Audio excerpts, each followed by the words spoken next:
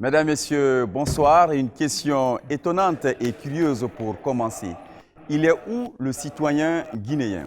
Ce soir, sur le plateau de Guinée Actu, nous reposons cette question pour cerner la problématique de la citoyenneté dans notre pays.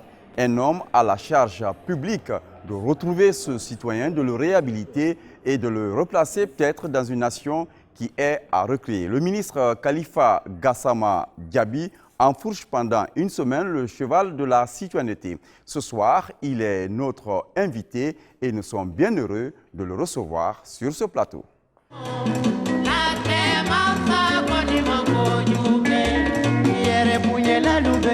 Bonsoir, monsieur le ministre. Bienvenue sur ce plateau. Merci. Un peu fatigué. Très fatigué. Ça se sent, oui. Mais vous aurez assez d'énergie pour nous aider à cerner la problématique de la citoyenneté dans notre pays. On va essayer. Bienvenue, prenez place, monsieur le ministre.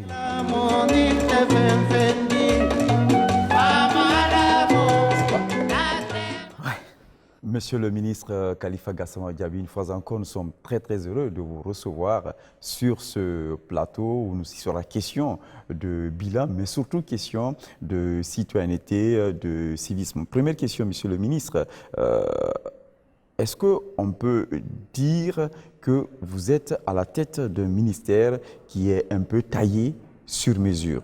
Je rappelle que vous avez réussi à impressionner les Guinéens par votre ardeur à défendre les libertés individuelles, les droits de l'homme.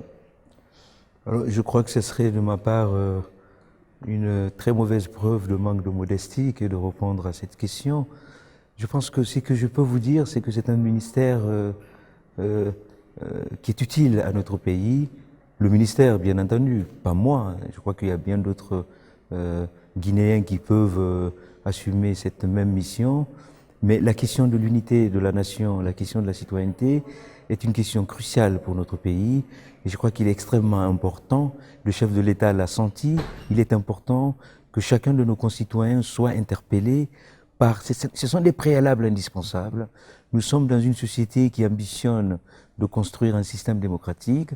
Et ce système démocratique exige un certain nombre de critères, de conditions et de préalables structurels, parmi lesquels la question de la nation et des acteurs principaux de la nation, qui sont des citoyens, se pose. Et je crois, à cet égard, c'est un ministère important pour notre pays, ou au moins est un travail important pour notre pays. Aujourd'hui, vous avez la lourde charge d'entretenir, d'encourager, de consolider la citoyenneté, le civisme républicain dans notre pays. Ce n'est vraiment pas une mission de plaisance.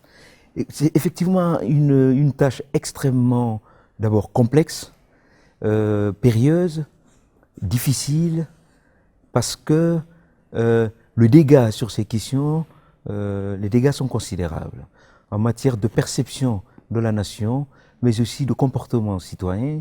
Les dégâts sont immenses. Je crois qu'il est extrêmement important et urgent que l'ensemble de nos concitoyens, à commencer par la puissance publique, qui en a le devoir constitutionnel, se penche sur cette question et essaye d'y apporter des réponses urgentes et adaptées. Quand vous dites que le dégât est immense, est-ce qu'il y a une façon de faire peur aux Guinéens pour montrer toute la portée du champ que vous avez à cultiver? Je crois que c'est le réel. Évidemment, il faut partir du réel. La réalité du tissu social est ce qu'elle est. La réalité des comportements inciviques est ce qu'elle est. Il suffit de sortir devant sa porte pour constater à quel point l'incivisme dans notre pays a atteint un degré absolument préoccupant. Et il faut que les Guinéens prennent conscience que ce travail, ce n'est pas simplement un travail d'un côté, c'est-à-dire que la puissance publique doit faire son travail. On ne peut pas passer son temps, par exemple, à exiger de l'État simplement le fait d'imposer aux citoyens de faire ce qu'ils devraient faire naturellement. Je veux rappeler à nos concitoyens que le principe de la souveraineté suppose qu'on se soumette aisément à la loi, puisque cette loi est l'expression de notre propre souveraineté. Mais si on passe notre temps à dire il faut contraindre les gens à faire ce qui est de leur devoir, de leur obligation. Et nous avons d'ailleurs profité de cette occasion pour rappeler à nos concitoyens de façon générale, mais aussi, y compris à la puissance publique, que deux torts ne font pas une raison. Et c'est une règle traditionnelle en droit. C'est pas parce qu'un camp ou un acteur a tort que cela donne le droit à l'autre acteur de violer la loi. Si deux personnes violent la loi, ce n'est pas, on va pas commencer à dire c'est le premier qui a commencé qui a tort. Les deux ont tort. Ce travail, cette réalité, je crois d'ailleurs, et il faut leur rendre cet hommage, je crois d'ailleurs que globalement, l'ensemble de nos concitoyens sont conscients de l'ampleur du dégât, du relâchement que nous avons eu sur ce terrain de l'incivisme, le manque de considération pour les institutions publiques, le manque de considération pour le bien public, les fraudes, la corruption, le refus de payer les taxes, le refus de payer les factures, le comportement désordonné dans l'espace public, mais aussi, parfois, des situations où la puissance publique elle-même ne prend pas sa responsabilité comme la loi le lui autorise, puisque quand c'est en dehors de la loi, bien entendu, elle doit elle-même se soumettre à la loi comme n'importe quel citoyen dans notre pays. Ce constat est général. Maintenant, je crois qu'il a été suffisamment fait. Et c'est une des raisons, probablement, de la volonté du chef de l'État d'avoir créé ce ministère. Maintenant, il faut se mettre à la tâche, travailler pour que chacun des acteurs, et la puissance publique, et les individus, et la société, prennent leurs responsabilités pour faire en sorte que la Guinée retrouve une nouvelle énergie positive. Justement, à la recherche de cette énergie positive, nous avons vu le 2 juillet à l'Assemblée, quand il était question de défendre cette loi qui a été très vite même adoptée après une brillante prestation en sa défense, des félicitations de passage. Les Guinéens l'ont adoptée 4 mois plus tard, moins de 4 mois, le président qui accepte la loi, un décret est pris et là nous passons immédiatement à l'action. Une fois encore, ça veut dire qu'il y a urgence et vous avez le soutien de tout le pays. Qu'est-ce que vous comptez faire? Qu'est-ce que vous allez changer réellement? Écoutez, tout d'abord, je profite de l'occasion, bien entendu, pour saluer et rendre cet hommage à l'ensemble des députés à l'Assemblée nationale, tous groupes politiques confondus, qui ont exprimé là ce qui est, me semble-t-il, d'une légitimité certaine. Ils ont compris l'urgence de la situation, mais aussi l'importance de cette situation. Je crois de toutes les priorités dans notre pays, la question de la nation et de ceux qui composent la nation, c'est-à-dire les citoyens, me paraît être la priorité la plus essentielle parce que c'est le socle de base de ce qui est à venir. On ne peut pas construire le système démocratique. Je vous rappelle, pour cette année, le chef de l'État a bien voulu définir une thématique centrale. Civisme, citoyenneté, pour la paix, le développement et la démocratie. Notre objectif, c'est de faire réfléchir nos concitoyens sur les liens que les citoyens ont avec ces différentes notions. Il ne peut pas y avoir... Sauf que ce citoyen, il est à retrouver. Il est même à inventer aujourd'hui. Il a disparu complètement de la société guinéenne. Les familles éduquent leurs enfants comme si ceux-ci étaient les seuls au monde et qu'il n'y a pas d'autres personnes. Les partis politiques entretiennent des obsessions identitaires dans les assemblées générales, dans les discours, tout un tas de choses. Les structures particulières, la même chose. L'État lui-même fait semblant de gouverner des citoyens alors que c'est un agrégat d'identité singulière. Il faut que cela cesse si on veut donner à la Guinée cette dignité à laquelle elle a droit. Cette énergie qu'elle peut retrouver pour retrouver le chemin de son développement et un fonctionnement démocratique qui soit normal et régulier, et puis une paix consolidée qui soit basée sur un principe de justice, d'état de droit, de lutte contre l'impunité, mais aussi que l'État retrouve son autorité légale et constitutionnelle. Il y a un espace où l'incivisme ou l'absence de citoyens se fait remarquer, c'est sur la voie publique. Il y a un éminent religieux de notre pays, pour ne pas citer Elhadji Saliou, qui disait « on conduit comme on se conduit ». Eh bien, nous avons envoyé des équipes sur le terrain pour vérifier un peu cette séquence, laisser les caméras sur nos rues. Nous avons pris Madina. Peut-être que ça va vous parler tout à l'heure. Suivez ce reportage réalisé par Valérie Mani.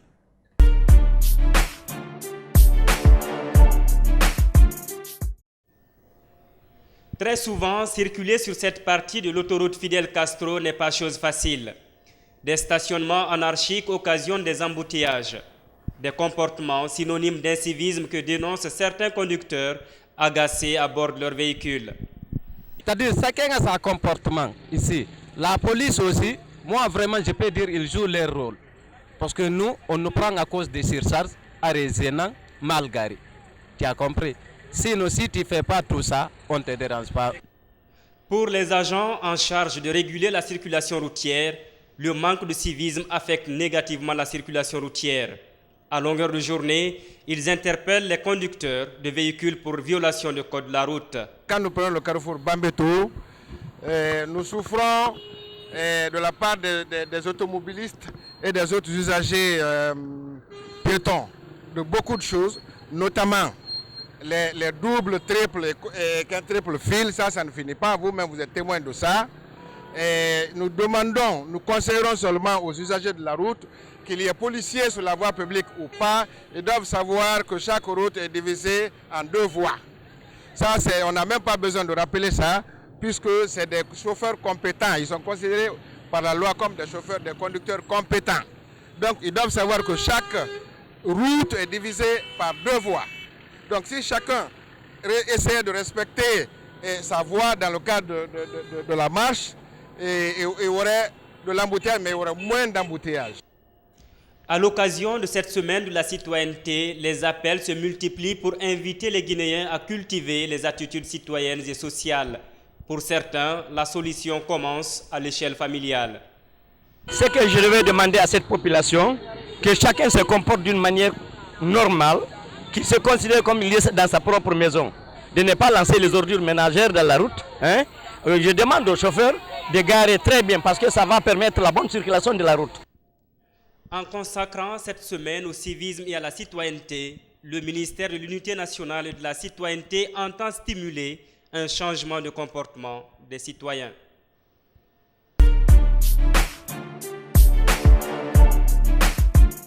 Monsieur le ministre, est-ce que ces images sont interpellantes? Est-ce qu'elles résument et peuvent donner une idée du niveau vraiment d'incivisme dans notre pays? Mais ces images sont plus qu'interpellantes. Franchement, elles sont choquantes et elles n'honorent pas notre pays. Quand vous venez d'ailleurs et que vous vous retrouvez à certains endroits de la capitale, vous n'êtes pas fiers. Vous n'êtes pas fiers parce que les gens, il n'y a pas de responsabilité dans le comportement. Je veux rappeler à nos concitoyens que dans la citoyenneté, dans le civisme, il y a une forme d'élégance aussi, que nous avons perdue dans ce pays depuis un bon moment. Chacun se comporte dans l'espace public comme s'il était dans son salon.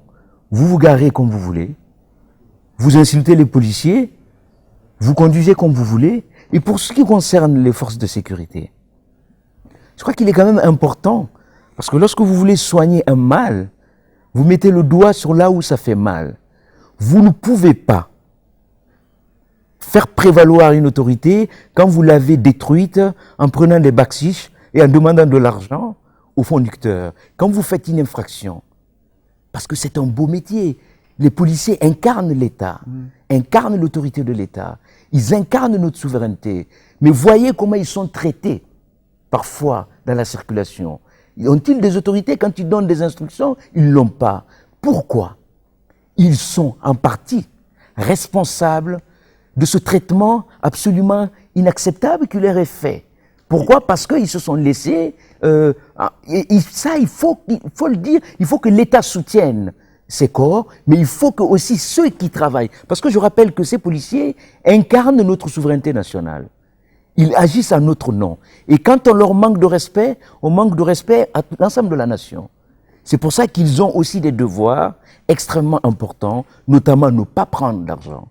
Et être ferme lorsqu'il y a des infractions, que vous soyez Paul ou Pierre, lorsqu'on travaillera sur ces questions, et je suis sûr que la police a commencé à prendre conscience de ce danger, et ça nous permettra d'aller de l'avant. Mais ce qui se passe dans la circulation à Conakry est absolument inacceptable. C'est pas digne d'une société civilisée. Avec une semaine, on peut peut-être commencer à trouver un début de changement. Nous avons deux de nos confrères qui nous ont rejoints, Monsieur le ministre, vous l'avez remarqué sur ce plateau, Ibrahim Sori Traoré du système formation Guinée 7 et puis Makale Souma qui suit pour nous les questions de droit et de citoyenneté.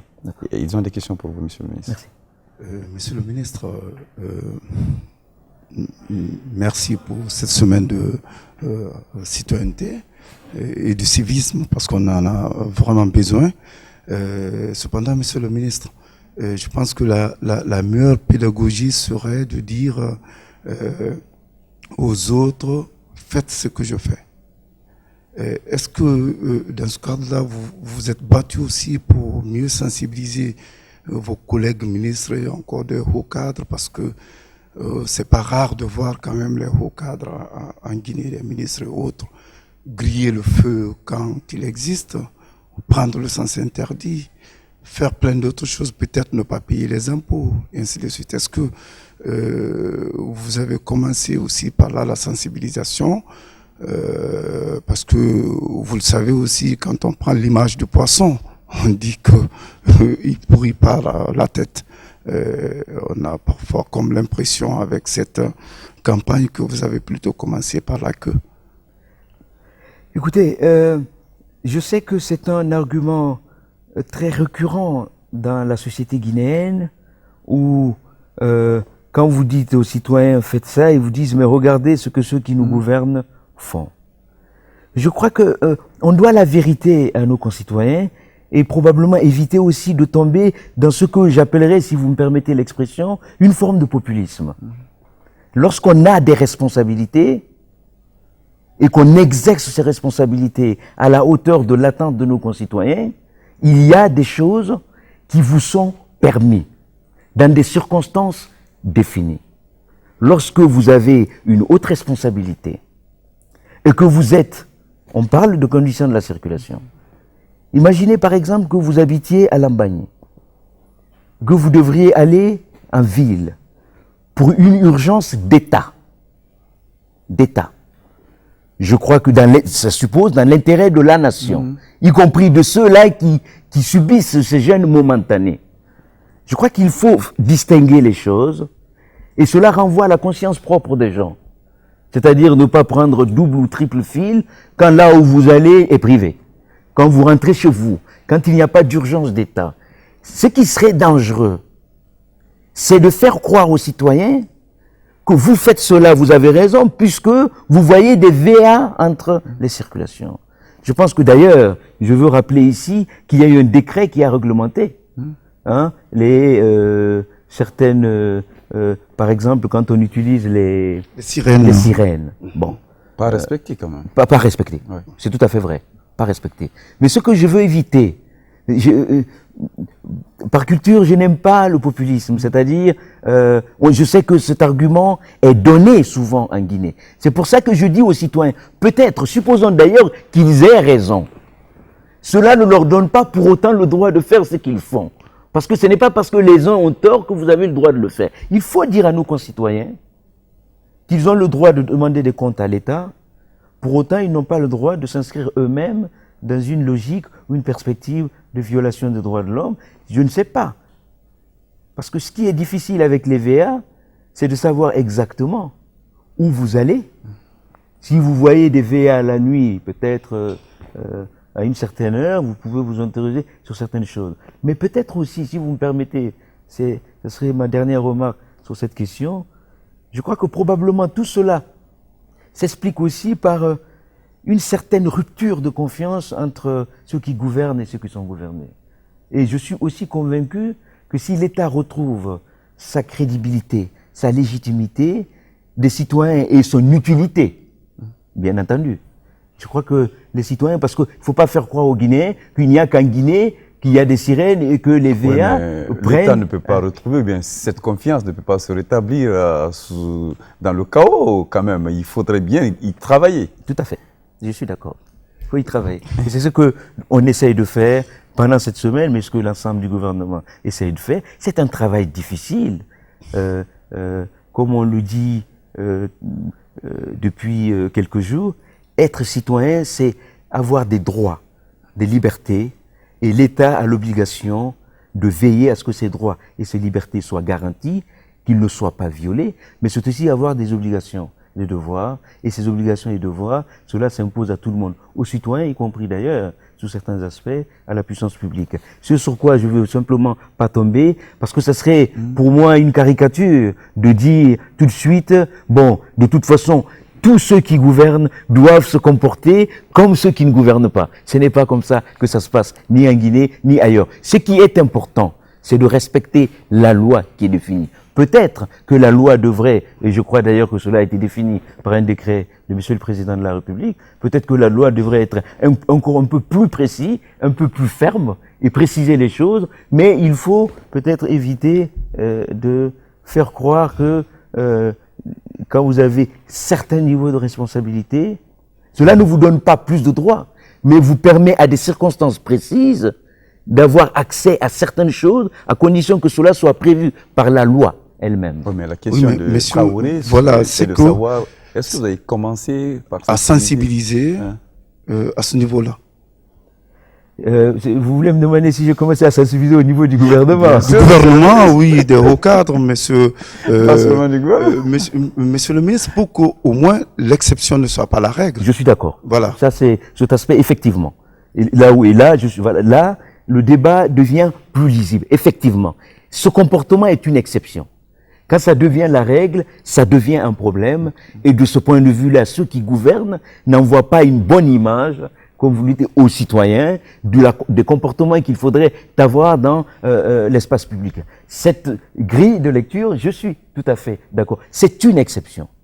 De toute façon, tout ce qui crée une fissure d'inégalité entre les citoyens ne peut être que prévu par la loi et ne peut être qu'une exception. Si ça devient la règle, évidemment, on crée dans la société deux poids, deux mesures, et cela joue justement sur le contrat social et sur le principe de l'état de droit. Alors moi, c'est par rapport à la présentation de ce projet de loi à l'Assemblée nationale. Vous l'aviez qualifié comme la problématique la plus urgente de toutes les problématiques en Guinée. C'est vrai que la semaine, elle se passe actuellement, mais quelle va être la suite? Parce que ça ne peut pas se limiter en une semaine. Traoré citait tout à l'heure toute la problématique en la matière. Les comportements, les responsabilités sont partagées à des degrés différents, c'est vrai, mais il faut un suivi. Il faut un suivi pour que les lacunes en matière d'incivisme cessent. Absolument. Je veux vous rassurer que, d'abord, institutionnellement, après la fin de cette semaine, j'ai des comptes à rendre au gouvernement. Je ferai une communication là-dessus.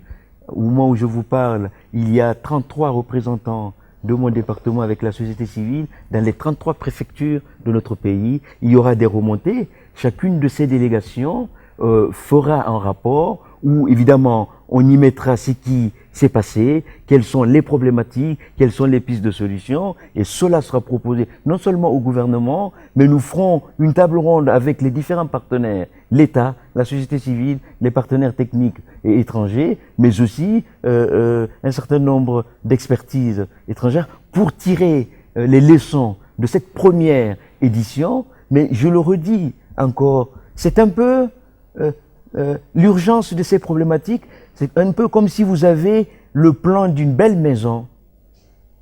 Vous voulez construire une belle villa. Vous faites faire le plan aux meilleurs architectes. Vous avez acheté des meubles magnifiques à mettre dans la maison, mais vous avez un terrain qui n'est pas en l'état. Nous avons un terrain qui n'est pas en l'état. Le terrain, c'est la nation. Ce sont des acteurs. Nous avons des rêves légitimes, des ambitions légitimes, mais la base, si vous prenez, c'est pour cela d'ailleurs que le président de la République a choisi cette thématique. Prenez la question de la paix. Pour préserver la paix et la consolider, il faut des acteurs responsables. Il faut une culture de tolérance. Je parle de tolérance, pas de pitié. Une culture de tolérance, c'est-à-dire être en mesure de respecter les autres, quelle que soit votre différence.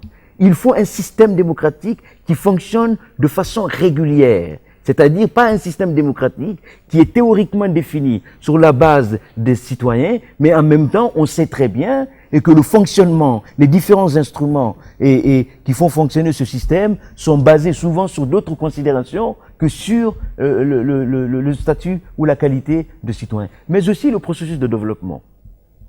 Les acteurs, c'est la Guinée. On était aujourd'hui dans les établissements scolaires, on explique aux jeunes que la solution pour notre pays se trouve entre nos mains. Entre nos mains, et très généralement en Guinée, on passe notre temps à se plaindre de l'autre, mais lorsque vous nous mettez ensemble, nous sommes tous d'une part ou d'une autre responsables un peu du dysfonctionnement général de la société guinéenne. Monsieur le ministre, vous parlez d'établissement scolaire et bien peut-être ça sera l'une des premières mesures, réellement en termes de réussite, d'indicateurs de réussite de cette semaine. Pour une première fois, nous avons entendu un ministre de l'Éducation se rappeler qu'il n'y avait pas d'éducation civique dans nos écoles et que le moment est venu d'enseigner ça à nos enfants. Suivez ce compte-rendu.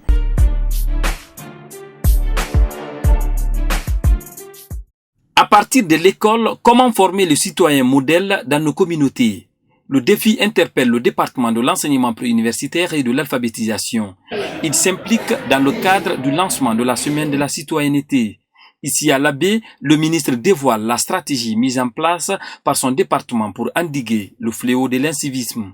Nous allons faire en sorte que dans chacune de nos classes, non seulement l'hymne national soit chanté, mais aussi nous allons faire en sorte qu'au niveau de nos différentes écoles, qu'il y ait au moins, de nos différentes salles de classe, qu'il y ait au moins 5 minutes de causerie sur le civisme et la citoyenneté.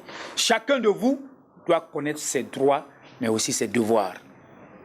On ne peut pas réclamer ses droits si on n'est pas capable de savoir ce que nous devons faire pour que notre pays soit un pays aimé, développé. Pour se rassurer de l'adhésion des responsables scolaires à l'initiative, notre équipe de reportage s'est rendue au complexe scolaire Yacine Diallo ici à l'Abbé. Mamadou Bobo Diallo est le proviseur. Tout comme lui, nombreux responsables saluent la décision. Nous l'apprécions sincèrement très bien. C'est une bonne chose parce qu'il faudrait que nos élèves vraiment se comportent en bons citoyens. Et pour cela, il faut leur donner l'enseignement qu'il faut, donc l'enseignement civique. L'inspection régionale aura un rôle de suivi, enfoncer le clou pour éviter les violences scolaires, pour éviter les dérapages qu'on a l'habitude de voir lors des manifestations. C'est qu'on ne lit pas ce qui a été enseigné au comportement. Monsieur le ministre, un petit pas pour l'école guinéenne, mais peut-être un grand pas pour la Guinée. Absolument. Vous savez, on a perdu pendant longtemps une idée de l'école. L'école ne forme pas que des techniciens. Il ne forme pas que des médecins, des juristes, des, je ne sais, quel autre métier tout à fait honorable. L'école est d'abord le creuset de la République. C'est le lieu où tout le monde se retrouve et qu'on formate ce citoyen qui est l'instrument principal de la République. On a perdu cela depuis des années et des années dans ce pays et je salue très sincèrement cette initiative du ministre de l'enseignement préuniversitaire, tant qu'on ne... Parce que vous voyez, à ce niveau-là, quand vous commencez à l'école primaire, quand vous ratez l'éducation des enfants jusqu'à un certain âge, il est extrêmement difficile de rattraper. Il faut donc que l'État mette les moyens, énormément de moyens, pour que l'école ne soit pas simplement un lieu de rendez-vous technique, mais que ce soit aussi un lieu de rendez-vous moral, politique et philosophique, où des enfants de familles différentes, d'origines différentes, d'opinions différentes, de statuts sociaux différents se retrouvent et apprennent les mêmes leçons pour servir la même nation. Cette idée, c'est un grand pas. Faisons en sorte qu'elle soit appliquée de Conakry à Yomou pour que désormais les Guinéens, on a vu aujourd'hui dans les écoles où nous sommes passés, où la première chose était effectivement de chanter l'hymne national et se souvenir qu'on a, si j'ose dire, la même mère qui est la nation guinéenne, mais en même temps, pendant qu'on la chante, se souvenir qu'on l'a trahi. On l'a trahi parce que on se soucie peu de son état, on se soucie peu de ses soucis. On sait très bien qu'elle se porte pas bien, parce que les choses ne se passent pas comme elle le souhaiterait. Et je crois que... Justement, le 2 juillet, vous avez dit que cette nation n'existait pas. Mais, face aux députés. Évidemment, je veux dire, c'est une factualité. Une nation, ça a des contraintes. Si la nation n'existait, on passerait pas notre temps dans ce pays à parler de Malinké, de Peul, de Soussou, de Kissi, de Guerzé. Bien entendu qu'elle n'existait pas. Il y avait l'esquisse. On l'a détruit. Elle existe. Ça serait bien, on peut dire, il y a une nation. Elle existe juridiquement. Elle existe. On a une constitution. La Guinée est une république. Elle existe sur papier théoriquement. Mais lorsque vous regardez le comportement de chacun d'entre nous, mais que vous regardez lorsqu'il y a des périodes d'élection, mais vous verrez très bien que cette nation, qui est pourtant probablement un des plus beaux idéaux démocratiques que nous puissions caresser dans notre pays, on voit très bien qu'à des moments difficiles de notre pays, d'aucuns oublient que cette nation, justement, son existence devrait nous éviter justement de descendre à un certain niveau de polémique ou de conflit. En plus de ce retour des cours d'instruction civique, les élèves le réclament dans les écoles, est-ce que vous avez pensé à d'autres projets pérennes pour essayer de faire de cette semaine une réalité? Parce que, je l'ai dit tantôt, une semaine n'est pas vraiment suffisante pour changer les mentalités. Une année ne suffirait pas. Une année ne suffirait pas. C'est sûr. Je suis tout à fait d'accord avec vous. C'est sûr. Une année ne suffirait pas. Vous savez, c'est un symbole. Cette semaine est un symbole comme si, vous savez, il y a la journée internationale de la paix, la journée internationale des droits humains. Ça suffit pas. Et nous l'avons répété dans toutes les écoles, tous les lycées et les universités dans lesquelles on est passé aujourd'hui. C'est un signal fort envoyé à chacun de nos concitoyens pour dire ça, c'est une problématique essentielle pour nous. Nous dédions à cette problématique cette semaine. Mais le travail, c'est aussi après ces semaines. Mais vous savez, le travail pour la construction de la nation n'est pas forcément un travail matériel. C'est un processus immatériel. Donc il est toujours un peu compliqué de définir, par exemple, un processus unique et linéaire où on dirait on fait ça, après on fait ça, après on fait ça. Une des questions de M. Traoré allait effectivement dans ce sens. Ça y va du comportement de ceux qui gouvernent. Ça va du respect des citoyens vis-à-vis des institutions.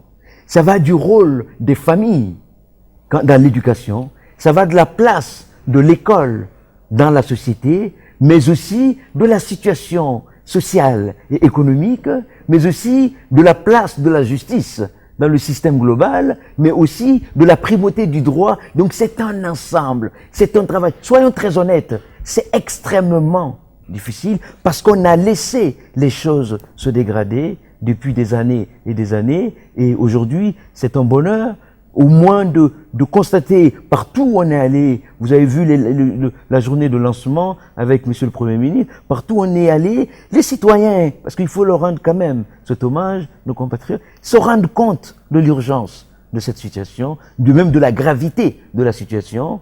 Maintenant, ce qu'il faut, c'est que chacun pose des actes et continue à le poser pour faire avancer les choses, mais c'est un travail extrêmement de longue haleine et périlleuse. D'accord, Monsieur le ministre, je voudrais quand même relever que, je ne sais pas, peut-être qu'on a un peu mal compris l'intervention du ministre de l'enseignement préuniversitaire, parce que les cours d'ECM quand même ont toujours été donnés, hein, éducation civique et morale.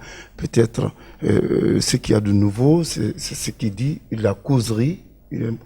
Dorénavant, il voudrait une causerie sur le civisme et ainsi de suite dans les écoles. Sinon, les cours d'instruction civique, quand même, sont toujours donnés depuis il y a très longtemps. Mais pour il y avait une rupture à un certain moment, Traoré. Non. Une rupture. Dans certaines écoles, il y a une rupture. Les élèves l'ont réclamé aujourd'hui. Il y a une rupture. Peut-être ça dépend des écoles. Oui. Moi, mais toutes les années, j'achète même des livres d'ECM pour mes enfants. Alors, est-ce que je voudrais dire, Monsieur le ministre, est-ce que vous pensez que ça va être facile pour vous de créer ce Guinéen nouveau, le Guinéen qui qui respecte les droits de l'autre, ainsi de suite, qui est civique et un citoyen, si de l'autre côté, la justice, ça ne fonctionne pas? Le Guinéen citoyen. Ah ben, écoutez, certainement pas. S'il n'y a pas de justice, il nous manquera beaucoup de choses. La justice est un facteur essentiel et pour la consolidation de la paix, et pour la crédibilité du système démocratique, et pour le processus de développement qui exige, par exemple, une bonne gouvernance, la lutte contre la corruption, un certain nombre de pratiques, le fait de ne pas payer les taxes à l'État, de ne pas payer les impôts, tout un tas de choses. Donc, la justice est l'élément clé.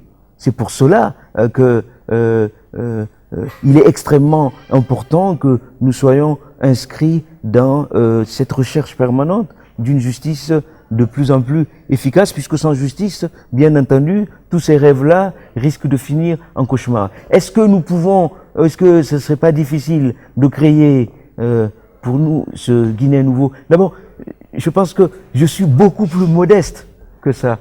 On ne peut pas le créer, il va se créer. C'est aux Guinéens de se créer eux-mêmes. Il n'y a pas de processus où on va créer ce Guinéen nouveau.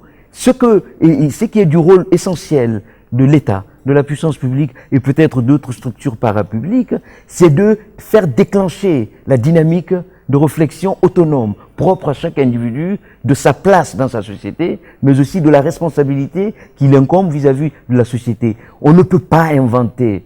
Et d'ailleurs, quelquefois, je crois qu'on a l'impression que les Guinéens rêvent de ce pouvoir magique qui viendrait casser, créer tout nouveau, Guinée nouveau, démocratie, tout. Non, c'est un processus global. Rien ne se fera en Guinée sans les Guinéens. Et la Guinée sera à l'image de ce que la société guinéenne sera. Oui, mais monsieur le ministre, il s'agit justement de cela. Il va se créer comment, ce Guinéen? Il va lui-même se créer si il pense qu'il est brimé dans ses droits, s'il pense que on lui fait payer des impôts et on ne le fait pas payer à son voisin, s'il pense qu'il y a tous ces problèmes. Donc c'est ce que je vous parle en réalité de cela. Qu'est-ce que vous faites dans ce sens-là aussi? Parce que ça, c'est pas le Guinéen. Le Guinéen dont on rêve être, ce Guinéen nouveau, c'est pas lui qui va quand même résoudre tous ces problèmes. On a ces derniers temps deux grands problèmes de justice. C'est les événements de 2007, je crois, et puis il y a les événements du 28 septembre. Et jusqu'à maintenant, ça ne marche pas. Est-ce que cela, par exemple, vous gêne?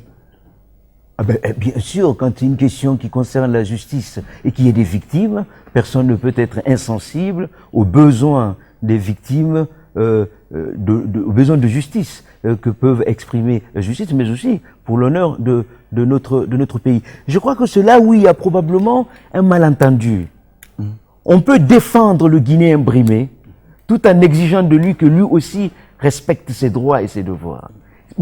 Pour nous, la règle du jeu est simple. Si vous m'interrogez sur la défense du Guinéen brimé, je vous donnerai les mêmes exigences morales que ce que j'exige de ce Guinéen brimé vis-à-vis de la société et des autres individus, des autres citoyens guinéens. Je crois qu'il ne faut pas opposer les deux logiques. Si on le fait, on est perdu, on s'inscrit dans l'impasse. Ceux qui sont brimés doivent être défendus avec force de conviction, avec détermination, et en même temps, justement, parce qu'ils sont brimés, ils doivent savoir aussi que eux aussi, en se plaçant en dehors du droit, ils briment d'autres, ou alors ils fragilisent justement cet édifice normatif. On peut défendre les deux en même temps. Défendre les violations des droits se battre contre les violations des droits et des libertés, contre les brimades, contre l'inégalité de traitement, ceux qui payent l'impôt, ceux qui ne payent pas. On peut se battre contre ça, tout en se battant aussi pour qu'il y ait une conscience civique dans notre pays. On ne peut pas opposer les deux, puisque cette dualité est probablement consubstantielle aux sociétés humaines. Si on les oppose, ça voudrait dire qu'on décide de s'inscrire dans une impasse probablement indéfinie. Et donc nous, le choix est clair, la ligne est nette, on défend les victimes quand ils sont victimes, et à ces mêmes victimes, on peut leur dire vos devoirs, vous devez aussi les respecter vis-à-vis de la société et de l'État. Monsieur le ministre, pendant que le débat sur l'esclavage faisait rage en Angleterre, il y a un député anglais qui disait que les arguments abstraits ne peuvent pas amener les gens à changer ce sur quoi ils fondent leur intérêt. Dans notre situation aujourd'hui, quelle action entreprendre pour accélérer un peu la marche, pour retrouver ce citoyen-là, ce Guinéen citoyen? Oui, mais ce penseur aurait dû aussi savoir qu'il n'y a rien de plus difficile que de gouverner une société humaine. S'il y avait une solution unique, simple, où il suffit de dire voilà ce qu'il faut faire, ou voilà le bouton sur lequel il faut appuyer, je vous assure qu'on vous l'aurait dit et on l'aurait déjà fait. C'est compliqué, c'est difficile, c'est général. Il faut travailler, il y a une multitude de pistes de solutions. Moi, je veux bien que quelqu'un vienne me dire, voilà le point, la solution unique. Il y a, bien sûr, les points principaux, les facteurs essentiels qui pourront aider la société guinéenne à aller de l'avant, c'est la question de la justice. Dans toutes ses dimensions, justice sociale, justice économique, justice politique, le respect de l'état de droit, et que le même droit puisse s'appliquer aux plus puissants comme aux plus faibles, aux plus fragiles comme aux plus forts, et à ceux qui gagnent comme à ceux qui ont perdu. Si c'est le même droit, il y a des pistes claires, connues, universelles. Il faut agir maintenant. Qu'il faut agir. Mais, ce n'est pas parce que ces pistes sont connues que leur mise en œuvre est facile dans un contexte difficile. Ce serait trop facile de venir devant le peuple, nos concitoyens, et dire la solution est simple. Moi, je me méfie des solutions simples parce qu'elles vous amènent souvent sur des chemins où vous regrettez d'avoir tenu des promesses. La société guinéenne a tellement joué à se faire peur elle-même, a tellement joué à s'autodétruire qu'elle est dans une situation difficile. Pas impossible, difficile. Une des solutions, une des voies, c'est que déjà il y a une prise de conscience générale et qu'on sorte des aigreurs réciproques ou respectives et qu'on sorte des plaintes et que chacun soit à mesure de rester conscient de ses droits. Par exemple, lorsqu'il est brimé, de se lever pour défendre ses droits et ses libertés. Lorsqu'il est traité de façon inégalitaire, de le faire savoir, de le faire comprendre et se battre pour que cela cesse. Mais qu'en même temps, ce même citoyen soit en mesure de rendre à la société, à la nation, à l'État, ce qu'il lui doit, c'est-à-dire s'acquitter de ses droits, de ses devoirs et de ses obligations. Monsieur le ministre, vous parlez d'aigreur. On sait que le Guinéen est généralement d'humeur très changeante. Nous sommes à l'orée des élections locales. Vous avez essayé de faire une thématique en faisant le lien entre les élections locales et la citoyenneté. Oui, alors de toute façon, une des qualités du citoyen, c'est aussi ce droit au choix de ceux qui les gouvernent. Généralement, moi je n'aime pas beaucoup les débats électoraux parce que je crois d'ailleurs que depuis ces 10 dernières années... Est-ce que ça vous prend trop d'énergie? Ben, ça prend trop d'énergie à la société. À la société. Et je crois qu'il y a des questions fondamentales, essentielles. Ça ne veut pas pour autant dire que c'est une question mineure, mais je crois que on a mis tellement d'énergie dans ce pays sur des questions électorales qui ont d'ailleurs eu quelquefois et à quelques endroits des impacts négatifs sur le contrat social, sur le corps social de notre pays. Alors, parfois, il n'est pas extrêmement plaisant parce que c'est toujours les mêmes questions, les mêmes rengaines. On a l'impression que 12 mois dans l'année, il ne se passe en Guinée que des questions électorales. Monsieur le ministre, est-ce que vous pensez qu'en Guinée, les politiciens en font de trop? Non seulement je trouve qu'ils en font trop, mais je trouve qu'ils ont pris la société d'une certaine façon en otage parce qu'ils n'abordent que les questions qui les intéressent, eux, et qui n'intéressent pas fondamentalement la société. Une élection, les questions électorales, c'est la campagne et c'est le jour de l'élection. Quand c'est fini, ce corps social, ce corps politique qui était divisé devient un. En Guinée, qu'est-ce qui se passe? L'élection qui a lieu en janvier, vous continuez à en parler en décembre. Les conséquences persistent en décembre. Et je veux rappeler que dans le système démocratique, l'élection est faite pour mettre fin à un problème. Quand vous votez, cette période est terminée. Vous passez à autre chose, il n'y a plus de division. Prenons le cas précis en Guinée. Lorsque vous votez, une fois que l'élection est terminée, il n'y a plus de citoyens UFDG, RPG, UFR, PDN ou autre. Il y a des Guinéens. Jusqu'à l'approche des prochaines échéances. Quand cela arrive, les citoyens expriment leur opinion.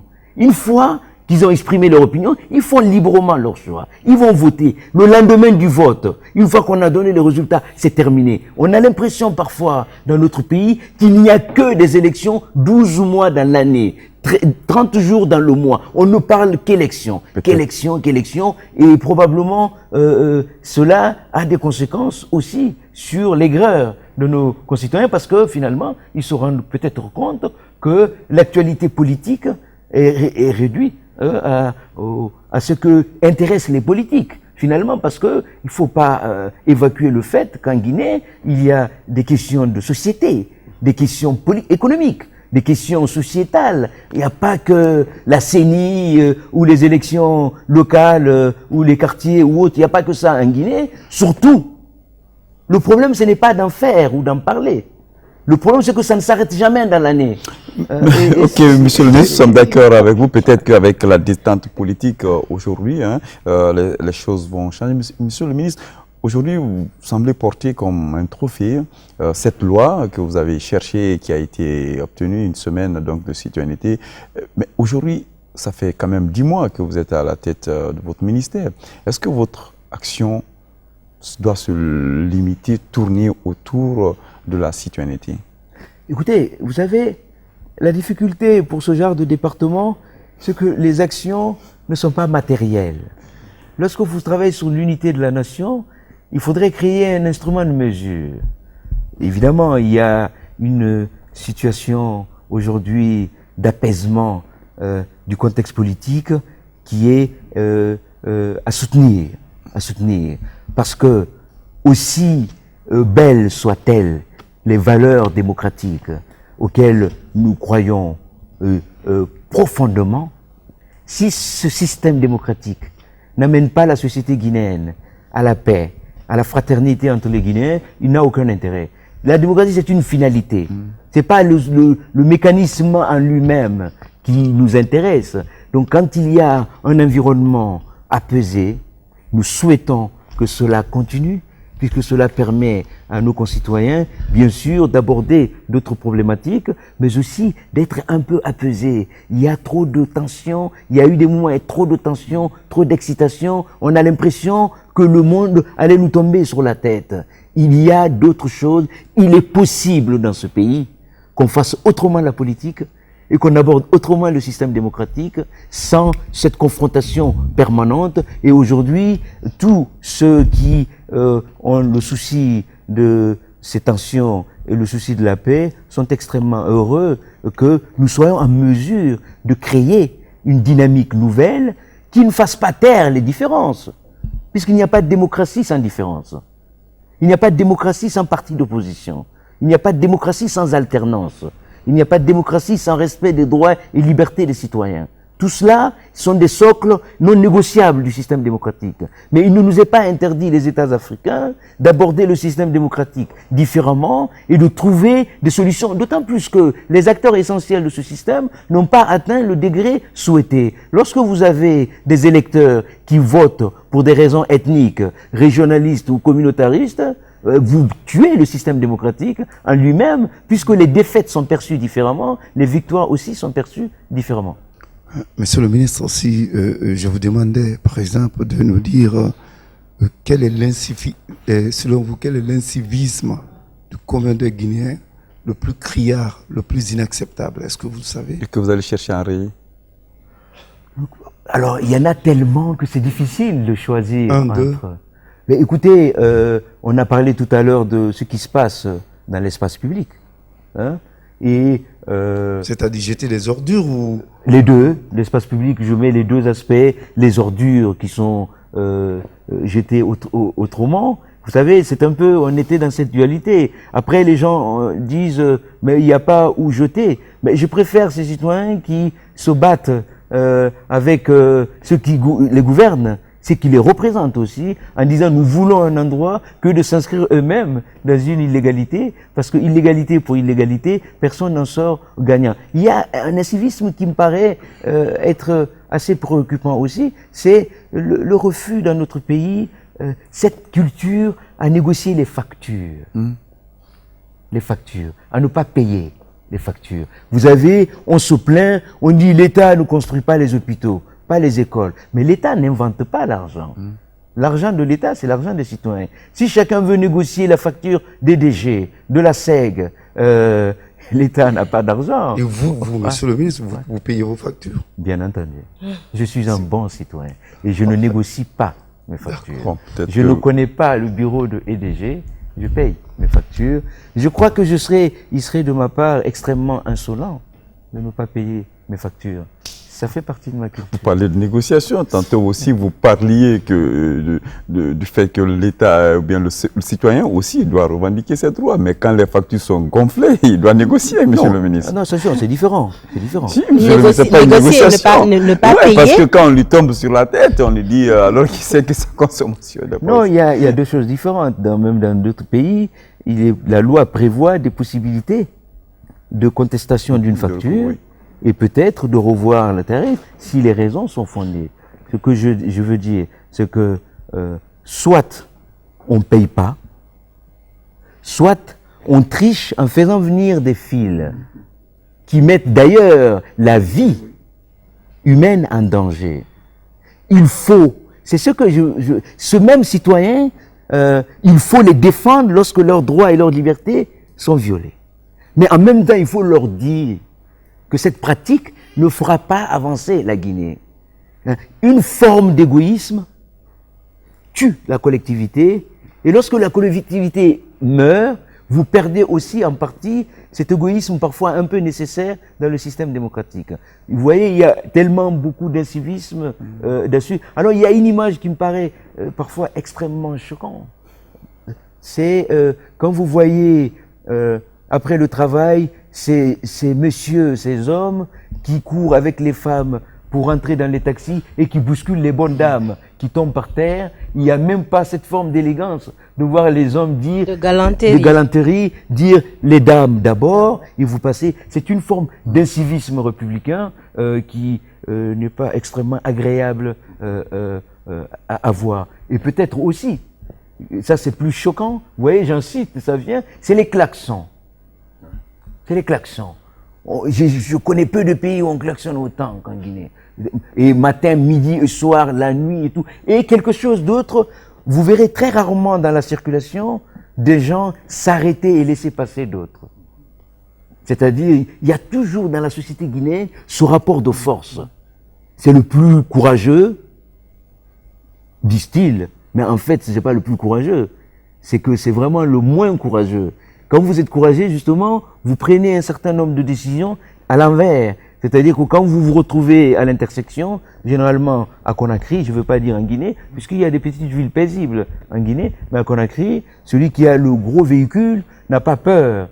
Alors ils font, celui qui a le petit véhicule est obligé de se garer, même si c'est lui qui devrait passer avant le gros. Il y a des petites situations comme ça. Il y a des situations aussi où l'intervention du pouvoir public peut aider à rappeler certaines formes de respect de l'autre. Par exemple, l'occupation des voies publiques pour des cérémonies de réjouissance, monsieur le ministre.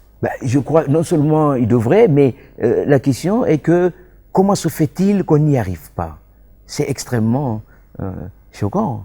C'est-à-dire que quand vous voyez, vous allez dans certains marchés, vous voyez nos mères, nos sœurs, nos filles ou nos femmes qui sont assis au bord de la mer, de la route, en mettant leur propre vie en danger. Bien sûr, un travail difficile, puisqu'il faut qu'elles nourrissent leur famille. On peut leur dire, nous comprenons cela, mais vous ne pouvez pas rester au bord de la route. Cette autorité que l'État a perdue, la faute revient à qui? À l'État. L'autorité, c'est pas la force.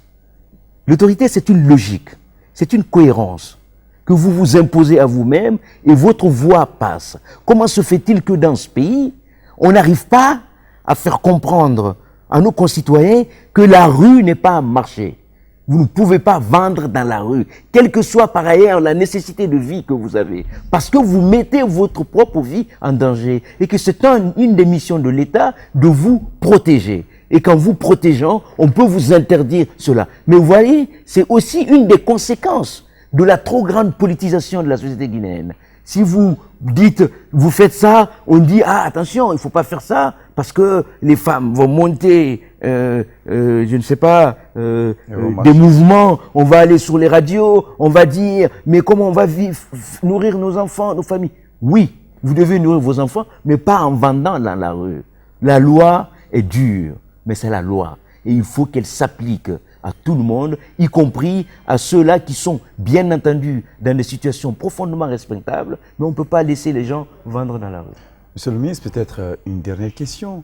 Quel est ce signe, quel est cet indicateur qui pourrait nous dire que quelque chose a changé avec cette semaine? Dans 2 mois, 3 mois, je ne sais pas, 1 an? Écoutez, il est toujours difficile de se projeter dans l'avenir, surtout dans une société qui a des multitudes de facettes et de faces. Je ne peux exprimer qu'un souhait. Le souhait que on retrouve un peu de sérénité dans la société guinéenne et que surtout on retienne une évidence. Nos solutions sont entre nos mains. Monsieur le ministre, merci d'avoir accepté nos questions. Merci à nos confrères. Merci à toute l'équipe technique et éditoriale qui a préparé cette émission. Nous vous donnons rendez-vous la semaine prochaine avec un nouvel invité. Merci.